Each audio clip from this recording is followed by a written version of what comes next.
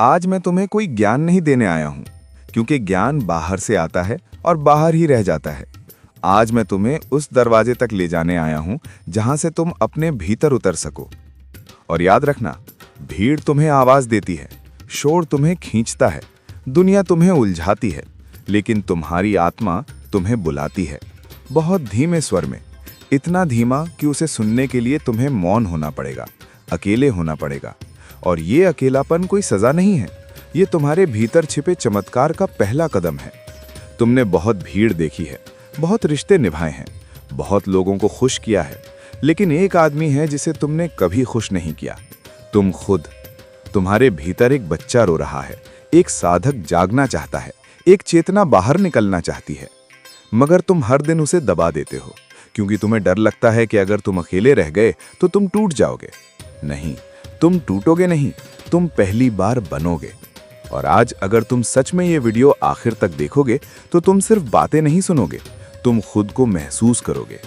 इसलिए अपने भीतर एक निर्णय कर लो, मैं कुछ मिनटों के लिए दुनिया से नहीं, अपने ही शोर से दूर हो रहा हूं।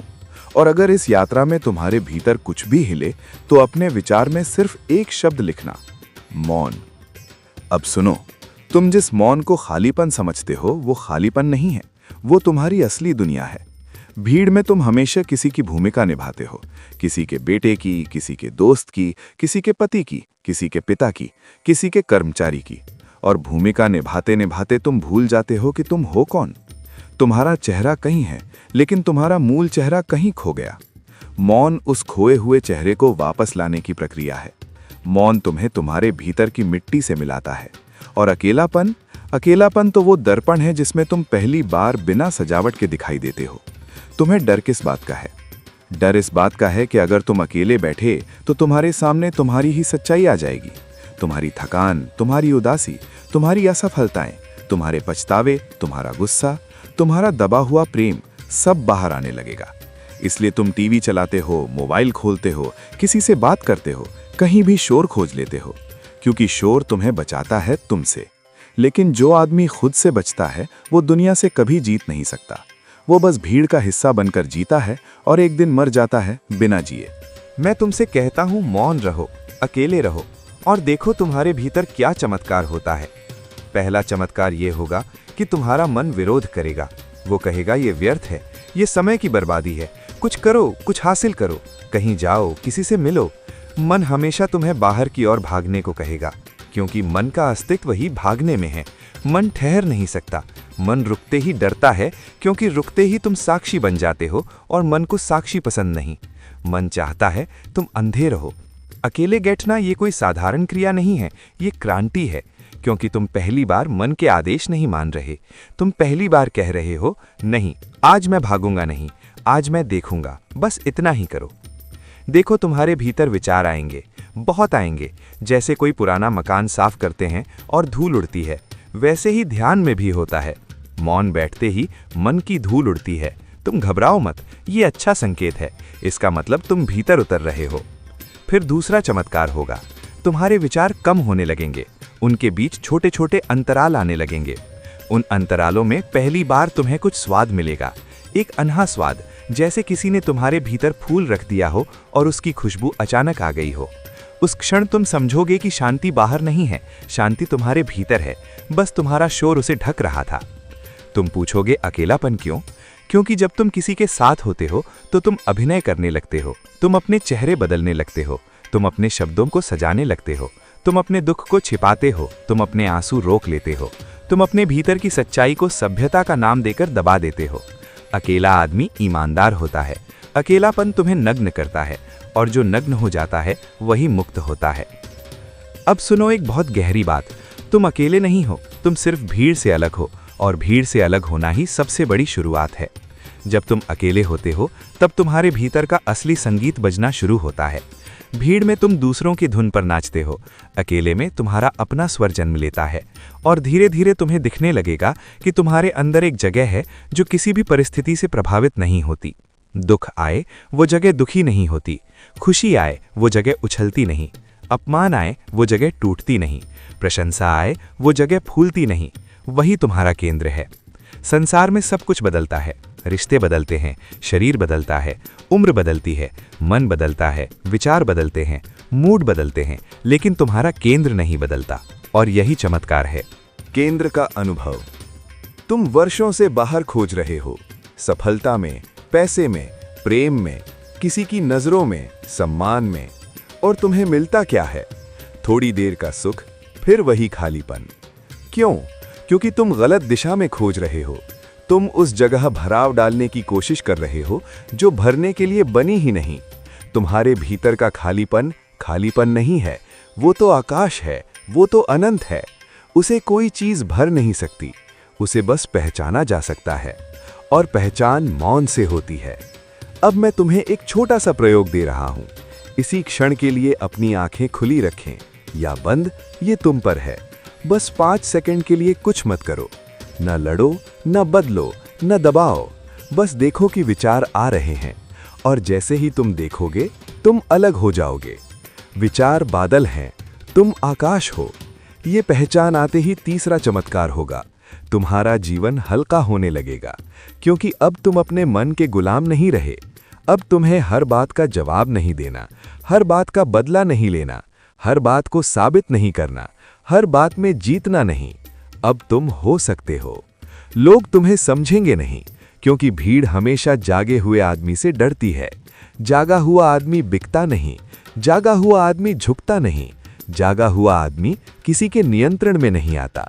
लेकिन याद रखना, ये रास्ता अकेले चलना पड़ता है, भीड़ साथ नहीं आएगी। और यही तो सुंदर है।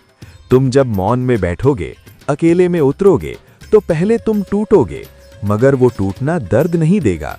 वो टूटना तुम्हारी झूठी परतों का टूटना होगा, और फिर तुम्हारे भीतर से एक नया व्यक्ति जन्म लेगा, शांत, स्पष्ट, निर्भय। और तब तुम्हें समझ आएगा कि चमत्कार कोई बाहरी घटना नहीं है, चमत्कार तुम खुद हो। बस मौन रहो, बस अकेले रहो और देखो, क्योंकि तुमने कभी मौन को जी कर नहीं देखा, तुमने बस उसके बारे में सुना है। और जो चीज सुनी जाती है वो मन की कहानी बन जाती है, लेकिन जो चीज जी जाती है वो तुम्हारी चेतना की सच्चाई बन जाती है। इसीलिए मैं तुम्हें समझा नहीं रहा, मैं तुम्हें धीरे धीरे तुम्हारे ही भीतर उतार रहा हूं। तुम सोचते हो अकेला रहने का मतलब है लोग नहीं हैं, दोस्त नहीं हैं, बातें नहीं हैं। नहीं, अकेला रहना इसका नाम नहीं।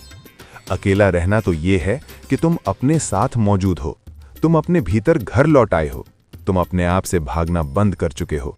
देखो, तुम्हारी समस्या ये नहीं है कि तुम्हारे पास लोग कम हैं, तुम्हारी समस्या ये है कि तुम्हारे पास तुम खुद नहीं हो। तुम जब भी अकेले होते हो, तुम्हारे भीतर एक बेचैनी उठती है। यही बेचैनी बताती है कि तुमने अपने भीतर एक खाली कमरा बना रखा है और उसमें कभी प्रवेश ही नहीं किया। बरसों से तुम उस कमरे के बाहर ही चक्कर काटते रहे हो, और हर बार जब अकेलापन पास आता है, तुम्हारा मन कहता है भागो। तुम्हें भागने की आदत है। तुम भागते हो काम में, तुम भागते हो रिश्तों में, तुम भागते हो सोशल मीडिया में, तुम भागते हो भविष्य की चिंता में, तुम भागते हो बीते हुए कल के पछतावे में। भागना तुम्हारा धर्म बन गया है, और इसी भागने में तुम्हारी आत्मा भूखी रह गई है। अब समझो, मौन और अकेलापन तुम्हें डराते क्यों हैं? क्योंकि मौन एक दर्पण है, और दर्पण झूठ नहीं बोलता। तुम जितना भी खुद को अच्छा दिखाने की कोशिश करो, दर्पण तुम्हें वही दिखाएगा जो तुम हो। भीड़ में तुम चेहरा बनाते हो, अकेले में तुम्हारा चेहरा उतर जाता है, और तुम्हारा असली चेहरा तुमने देखा ही नहीं। तुमने केवल अपना चरित्र देखा है जो तुमने समाज के लिए बनाया। तुमने अपना इमेज देखा है जो तुमने लोगों के सामने रखा। तुमने अपना प्रोफाइल देखा है जिसे तुम रोज चमकाते हो, लेकिन तुम्हारा अस्तित्व इन सब के पीछे खड़ा है, शांत, मौन। वास्तविक मौन तुम्हें तुम्हारे अस्तित्व से मिलाता है।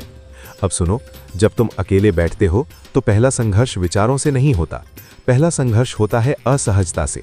तुम्हें लगता है कुछ गलत हो रहा है, कुछ छूट रहा है, कुछ खो रहा है। ये आदत का भ्रम है। तुम्हारा मन कहता है कुछ करो वरना तुम कोई नहीं हो। मन की ये भाषा बहुत खतरनाक है।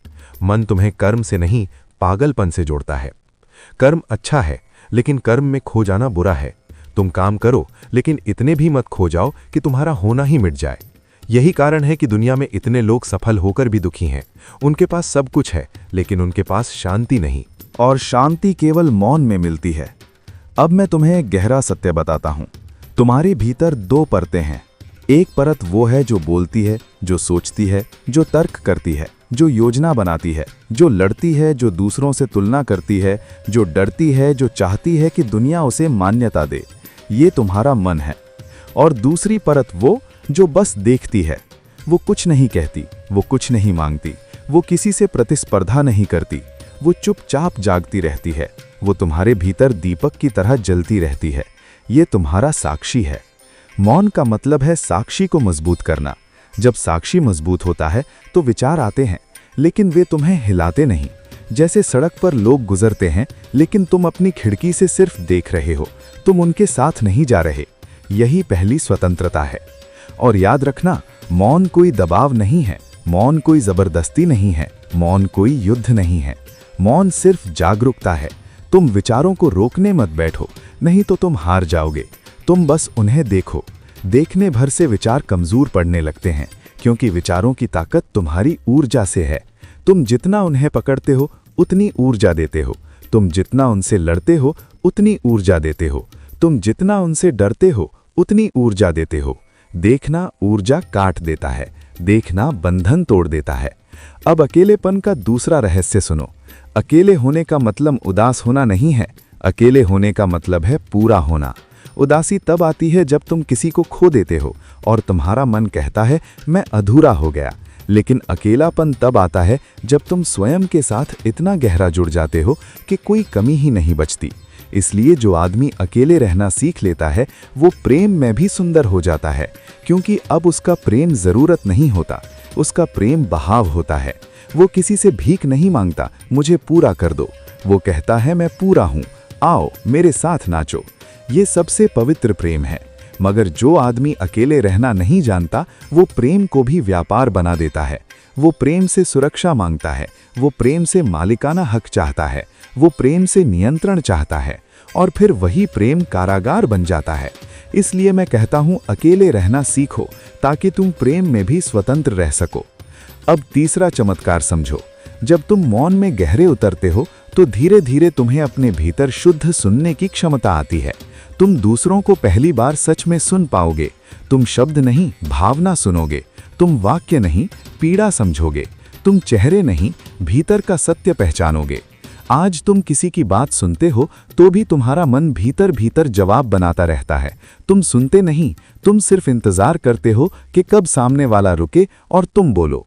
मौन तुम्हें सुनना सिखाता है, और जो सुनना सीख लेता है वो समझना सीख जाता है, और जो समझना सीख जाता है उसके जीवन से संघर्ष कम हो जाता है। लेकिन ध्यान रहे, ये सब एक दिन में नहीं होगा। तुम्हारे भीतर सालों का शोर जमा है। जैसे नदी में कचरा बहता रहे तो उसे साफ होने में समय लगता है, वैसे ही तुम्हारे भीतर भी समय लगेगा। इसलिए धैर्य रखना। अगर तुम रोज सिर्फ 20 मिनट भी अकेले बैठ जाओ, बस 20 मिनट, और तुम अपने मोबाइल से दूर रहो, बस 20 मिनट, और तुम कुछ न करो, बस बैठो, तो तुम देखोगे धीरे धीरे तुम बदलने लगे। पहले तुम महसूस करोगे कि तुम ज्यादा शांत हो, फिर तुम्हें लगेगा कि तुम कम गुस्सा करते हो, फिर तुम्हें लगेगा कि तुम कम डरते हो, फिर तुम्हें लगेगा कि तुम कम भागते हो, और फिर एक दिन अचानक तुम्हें लगेगा मैं घर आ गया। घर कोई जगह नहीं है, घर कोई मकान नहीं है, घर तुम्हारी चेतना का केंद्र है। मौन वही घर है। और अकेलेपन का अंतिम रहस्य ये है कि अकेले होने में ही पहली बार तुम्हें जीवन का स्वाद आता है। भीड़ में तुम दूसरों की अपेक्षाओं का स्वाद चखते हो, अकेले में तुम अस्तित्व का स्वाद चखते हो। तुम्हें हवा अलग लगती है, तुम्हें सुबह की रोशनी अलग लगती है, तुम्हें पेड़ का हिलना भी संदेश लगेगा, तुम्हें चिड़िया का गाना भी प्रार्थना लगेगा, और तुम समझोगे कि चमत्कार बाहर नहीं, चमत्कार तुम्हारी जागृति में है। बस एक बात याद रखना, अगर तुम सच में अकेले रहना सीख गए तो तुम फिर कभी भीड़ से डरोगे नहीं। और जो आदमी भीड़ से नहीं डरता वो दुनिया बदल सकता है, क्योंकि अब उसे दुनिया से कुछ चाहिए नहीं, इसलिए दुनिया उसे खरीद नहीं सकती। मौन रहो, अकेले रहो, और देखो, अब मैं तुम्हें उस जगह ले चलता हूं जहां से मौन सिर्फ अभ्यास नहीं रहता, वो तुम्हारी प्रकृति बन जाता है। क्योंकि अभी तक तुमने मौन को एक काम समझा है, जैसे कोई योग, जैसे कोई तकनीक, जैसे कोई नियम। लेकिन मौन नियम नहीं है, मौन तुम्हारा असली स्वभाव है। तुम तो जन्म से मौन थे, फिर धीरे धीरे तुम्हें शोर सिखाया गया, बच्चा जब पैदा होता है तो उसके भीतर कोई विचार नहीं होता, कोई योजना नहीं होती, कोई तुलना नहीं होती, वो बस है। फिर समाज आता है, शिक्षा आती है, डर आता है, प्रतियोगिता आती है, क्या बनोगे का प्रश्न आता है, और धीरे धीरे उस बच्चे की आंखों में चिंता उतर जाती है। और फिर एक दिन वो बच्चा बड़ा होकर कहता है, मुझे चैन नहीं मिलता। चैन तो वहीं गिर गया था जहां तुमने खुद को छोड़ दिया था। अब सुनो, मौन का चमत्कार सिर्फ शांति नहीं देता, मौन तुम्हें शक्ति देता है। लेकिन ये शक्ति अहंकार की नहीं होती, ये शक्ति उस वृक्ष की तरह होती है जो हवा में झुकता है फिर भी टूटता नहीं। तुम्हारे जीवन की सबसे बड़ी कमजोरी क्या है? कमजोरी ये नहीं कि तुम्हारे पास पैसे कम हैं या लोग कम हैं या अवसर कम है। कमजोरी ये है कि तुम भीतर से बिखरे हुए हो। कभी तुम भविष्य में जीते हो, कभी अतीत में, कभी तुम किसी से नाराज हो, कभी किसी को मनाने में लगे हो, कभी तुम खुद को साबित करने में लगे हो, कभी तुम किसी से आगे निकलने में लगे हो। और इसी भाग दौड़ में तुम अपने केंद्र से दूर होते जाते हो। मौन तुम्हें केंद्र देता है। जब तुम केंद्र में आ जाते हो तो तुम्हारी आंखों में स्पष्टता आ जाती है। तुम देख पाते हो कि कौन सी बात सच में जरूरी है और कौन सी बात सिर्फ मन का नाटक है। तुम पहचान पाते हो कि कौन तुम्हें प्रेम देता है और कौन सिर्फ तुम्हें इस्तेमाल करता है। तुम समझ पाते हो कि किस दिशा में जाना है और किस दिशा में भागना है। अकेलापन तुम्हें ये दृष्टि देता है। अब मैं तुम्हें एक बहुत बड़ा राज बताता हूँ। तुम्हारे जीवन में दुख का मुख्य कारण लोग नहीं है। दुख का मुख्य कारण तुम्हारी निर्भरता है। तुम किसी की हंसी से खुश हो जाते हो, तुम किसी की बात से टूट जाते हो, तुम किसी के मिलने से भर जाते हो, तुम किसी के चले जाने से खाली हो जाते हो। ये तुम्हारी गुलामी है, और ये गुलामी तुम्हें प्रेम नहीं देती, ये तुम्हें डर देती है। क्योंकि जो व्यक्ति दूसरों पर निर्भर होता है वो हर समय डरा रहता है, कहीं वो छीन न जाए। मौन तुम्हें स्वतंत्र करता है, और स्वतंत्र आदमी ही सच में प्रेम कर सकता है। क्योंकि प्रेम का अर्थ है देना और जरूरत का अर्थ है मांगना। तुम अक्सर प्रेम को मांग बना चुके हो। तुम कहते हो, मुझे समझो, मुझे समय दो, मुझे महत्व दो, मुझे अपनाओ। ये प्रेम नहीं है, ये भूख है। मौन में तुम पहली बार अपनी भूख देखते हो, और जैसे ही तुम भूख देखते हो वो कम होने लगती है। अब तुम पूछोगे, ये सब कैसे होगा? कैसे मौन इतना बदल सकता है? मौन इसलिए बदल देता है क्योंकि मौन में तुम पहली बार अपने भीतर की आदतों को देखना शुरू करते हो।